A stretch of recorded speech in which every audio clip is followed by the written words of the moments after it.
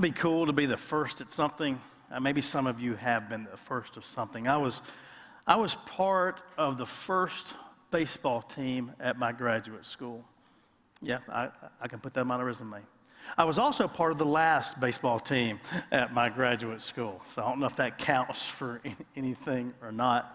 Some of you remember a guy named Sir Edmund Hillary and his Sherpa guide, Tenzing Norway. They were the first to climb Mount Everest. Some of the Norway guy probably didn't trigger in your mind, but the Hillary, Sir Edmund Hillary, you probably have got some recollection of from somewhere in one history class that you remember from many years ago.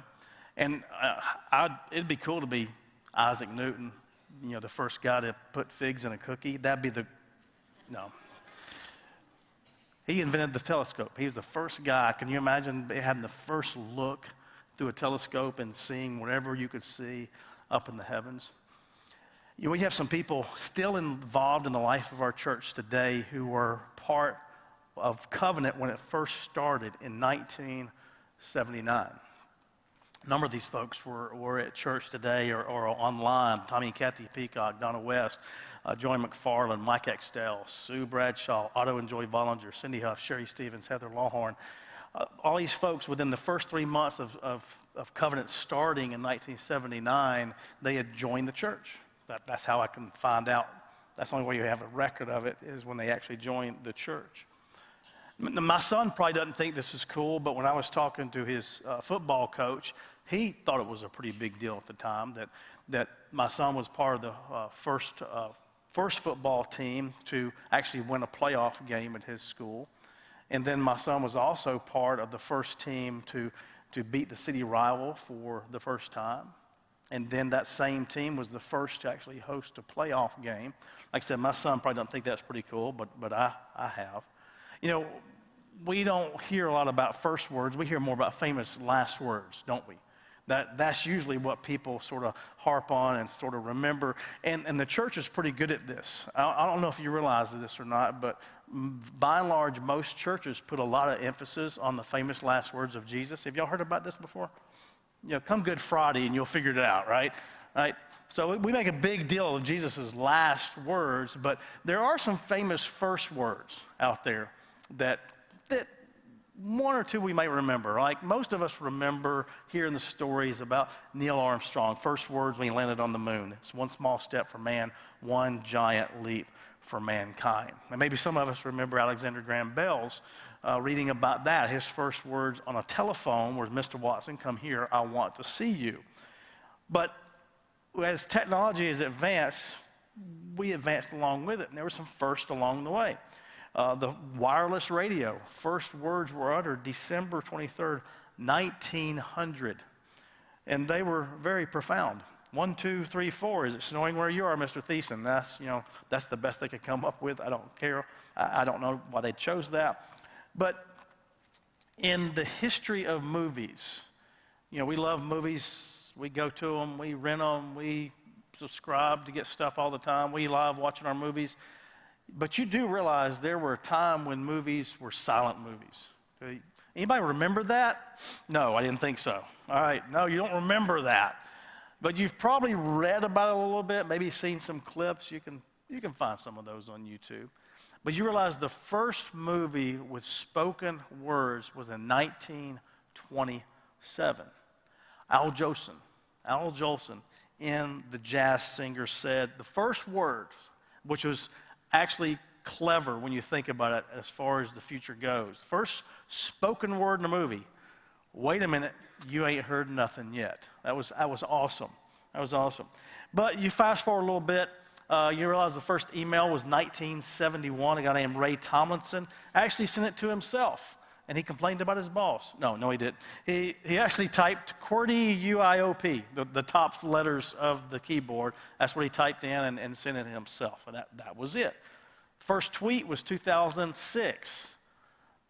Not the first twit, the first tweet by Jack Dorsey, 2006. And all he said was, just setting up my Twitter. That was, you'd think he would understand, hey, you got the first, man. You ought to have something different. But nope, that's not it. But many of us in this room, I guarantee you, when you think of of first, you're thinking of the first words of a child or a grandchild. You anticipate those first words that you can understand. Not the, hey, yeah, not that, but the first words you can understand. What will my princess say? What will be the first words out of their mouths? And the most common ones are dad, daddy, mama, dad, mommy, mom, cat, no, and dog. If we took a poll, no probably gets the top answer, probably. But we have been blessed since our son, his wife, and their son moved back to Dothan. We've been blessed to be able to keep our grandson a couple days a week, a couple afternoons into the early evening. And once we started doing that, they moved back in July, so we had a good full couple months of doing this. Those of you who don't know, my wife, her name is Deandra, and she's very verbal, okay? And she gets a whole lot more verbal when our grandson's around, because she is doing everything, just to simulate, just to point out different things, right? Just trying to let the child know this is whatever. We as grandparents, we don't say no an awful lot, so we're doing other stuff. So we're trying to distract and saying. So we have 3 cats in our house. Don't get me started on why we have 3 cats, okay? That will be a story that I cannot tell publicly. No. But we have 3 cats. One is a typical cat we've had since my son brought him home his senior year in high school off the road. So I think we had this cat since 2012, and right before my son graduated. Then he left to go to college. Thank you, son, for bringing this dumb cat home. So that's a typical cat. He ignores us most of the time until he wants food. Okay, that's a typical cat. We get these other 2 cats, and these cats act more like dogs. They are in your face. They are just they want to be around you all the time. So they're around. And so when our grandson comes over, my wife is just getting the habit of pointing things out, right? And so when these cats are around, what's my wife saying? Kitty, kitty, kitty, kitty, kitty, kitty, kitty, kitty, kitty, kitty, kitty, kitty, kitty. So she's pointing out kitty, kitty, kitties. We're not telling them the actual names. It's just generic. These are kitties. And then she calls them, here, kitty, kitty, kitty, kitty. So we're doing this. So we're doing this all the time. And so lo and behold, the first words that we understand, but that we hear our grandson say, that we actually know what it is kaka. So he's trying to say kitty, kitty. Every time he sees it, he's going kaka, kaka. He drove up to his mom came to the house one day to drop him off to visit or whatever. She said, I had no idea what he was saying in the back. When they drove in, he was going kaka, kaka. So he knows our house is kitty, kitty. That's our house. But here's the deal. Everything with the 4 letters is a kaka. Okay? Everything with the four legs is a kaka. So the horses, kaka. The dogs, kaka. Does it at his house? He's got a bunch of dogs at his house. Kaka. That's everything. So we're saying kitty, kitty, kitty, and he's saying kaka, and we're actually going to confuse this kid, I believe. Here's why. His grandmother, Kimberly, is known by the other grandkids as Kiki, K-I-K-I. So it's Kiki. Does that sound like Kiki? So we're going to probably confuse him. He's going to have a rough couple years, right, trying to figure out what words to say. But not only is Kimberly called Kiki, Deandra, my wife, wants to be called Dee Dee. So that leaves me with probably Pee-Pee. That's probably what's my name's going to be. So I hope not. I'm trying to go with something classic. So I'm hoping it won't be there. Okay. So first words. We remember first words. Apollo 8. Some of you probably don't know this. We remember the other Apollo missions. The one that landed on the moon. The one that had the malfunction that Tom Hanks made a movie out of. But Apollo 8 we may not remember too much. But Apollo 8 was the first spacecraft to circle the moon and come back. They were the first ones to observe the Earth rise. And so the astronauts were Frank Borman, William Anders, and James Lovell. Some of y'all remember the James Lovell name. And so they were going to broadcast on Christmas Eve as they were on this trip, around the moon and back or whatever. NASA had told the commander to come up with something appropriate for a live broadcast from space on Christmas Eve. And so Borman and Andrews and Lovell talked about it. They really couldn't come up with a good idea, but they finally landed on one, and Andrews was the one that spoke first. We are now approaching lunar sunrise. And for all the people back on Earth, the crew of Apollo 8 has a message that we would like to send to you. And here's the first words that was said. In the beginning, God created the heaven and the earth. And actually, all three of them took turns quoting Genesis 1 and a number of verses in Genesis 1. And I want to tell you today, as people of faith, these are our first words. These are our first words. And we can't forget them. We have to understand them. In the beginning, God created the heavens and the earth. And many times we just want to go on from that. Like we're in a small group, we're teaching children or whatever. We want to go in and go through all the 7 days. But I want us to land right here. In the beginning, God. In the beginning, God. When you think about first things, this is what we got to get. In the beginning, God. That's first. We have to get that. And you may be trying to wrap your head. You know, we have finite minds. And we think linearly. We think in a straight line, beginning and an end. We think about that. Because that's just who we are. We're created to be that way. But our Creator is not confined to that. So we're talking about an infinite Creator. And we're trying to understand this as finite created beings. In the beginning, God. We got to get this right. We got to make sure we get first things first. Notice verse 2. Now the earth was formless and empty. Darkness was over the surface of the deep, and the Spirit of God was hovering over the waters. What?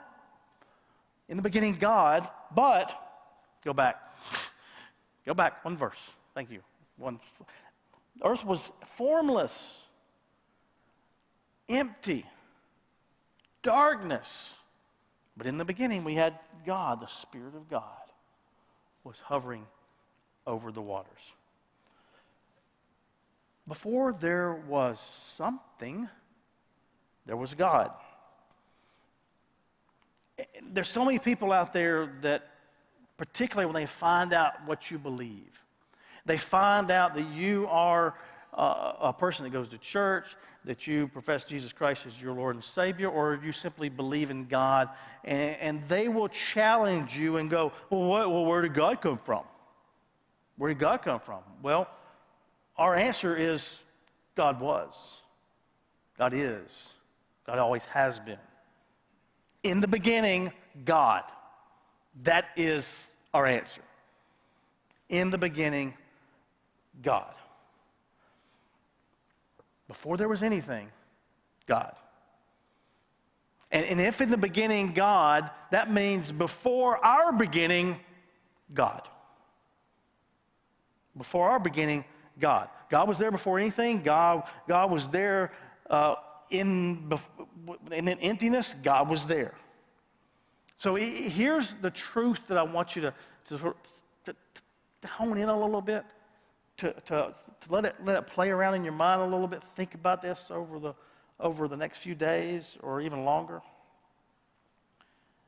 If you're at a place where you're just empty, when you're at a place where you feel like nothing, maybe you feel worthless, you feel like I don't have much of a future, there's not much potential in me,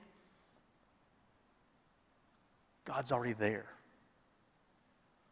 Because in the beginning, God. Before your beginning, God. You know, some of you may have struggled during the last couple of years, and you're thinking that, I need to begin again. I need to start over.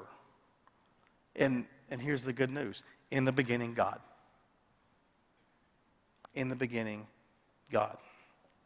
You know, there's some that maybe you've been in a relationship and that relationship has taken a nosedive. And there's some of you that have watched a loved one die. It's counting up, truthfully, people in our church who have died this year. This is one of our largest years as far as the number of people in our church who have died. And so you feel like you're starting again. You feel like you're starting over. You feel like it's a beginning. And you know what? It feels clumsy. It's awkward. And you feel like you're just stumbling around. And you know it just doesn't feel right. You know? Something's off. There's not a flow to your life. And you just can't figure it out. But I want to tell you that there's hope. And Albert Tate says this, which is great. It's okay for your beginning to look like a beginning. When you're starting over, when you're starting something fresh, when you're beginning again, it's okay for your beginning to look like a beginning. It's not going smoothly. It's a bumpy road. It's okay. It's a beginning. And it's okay for your beginning to look like a beginning. We don't get frustrated when our children, when they're young and they start walking, we don't get frustrated because they fall down all the time. We don't go, come on, man, get up. What you falling around for? No, because they're just beginning. And we get it. They're going to fall. Our grandson stayed last night. We kept him up for the whole Auburn game.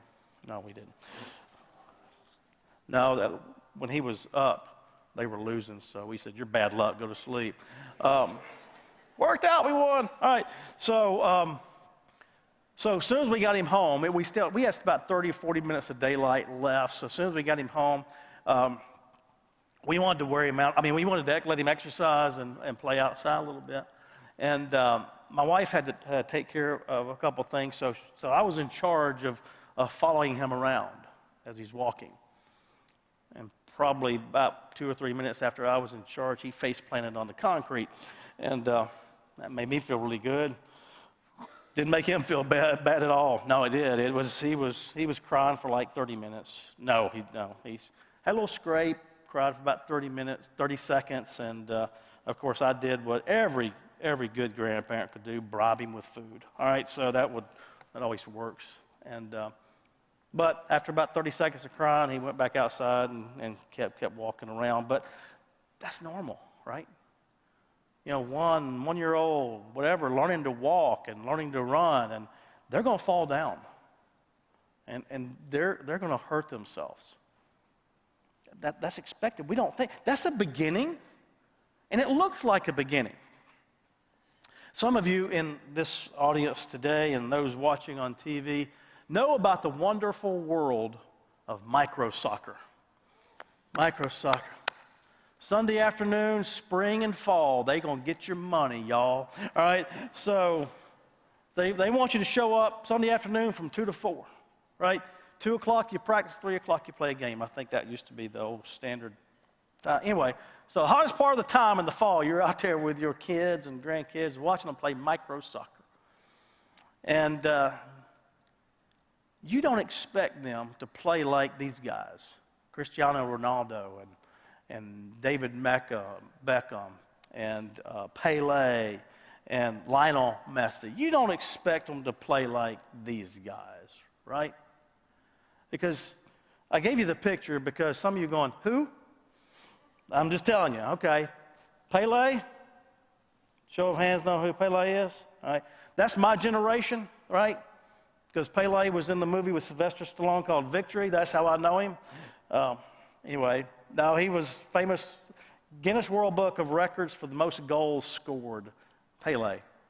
And then, just asking, because I do not know, I had to ask. I just wanted pictures. This is Cristiano Ronaldo, right? Is that right? All right. And one of those is Beckham and one of those is Messi. I'm not sure which one it is. All right. So these guys are famous for their soccer skills. So there's no way you go out on a Sunday afternoon at Westgate Park Soccer Complex and expect to see your little 4, 5, and 6-year-olds playing like these guys. You just won't see it.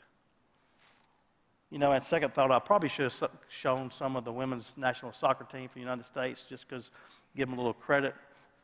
Anyway, I said, that was a half-hearted joke. Anyway, so, but you got the micro soccer. And you know it's like herding cats, right? That's really what micro soccer is. Because they're just beginning. They're just learning. And their beginning looks like a beginning. You watch these guys, you watch these famous soccer players, you watch our women's national team or our men's national team, they're spread out all over the place because they've been playing for years. And then you look at micro soccer, 8 of them all in one clump about 5 feet apart from each other, trying to kick the ball. My son played football, started as a 9-year-old because I didn't realize at the time that we could have played as a 7, 8-year-old in the surrounding communities. So first year of organized football was he's 9 years old. And can I tell you, they looked like it was the first year of organized football. Had coaches that was trying to throw a passing game in there with the 9 and 10-year-olds. Can I also tell you that did not work real well because these guys were beginning in football. They had not played it before, so their beginning looked like a beginning.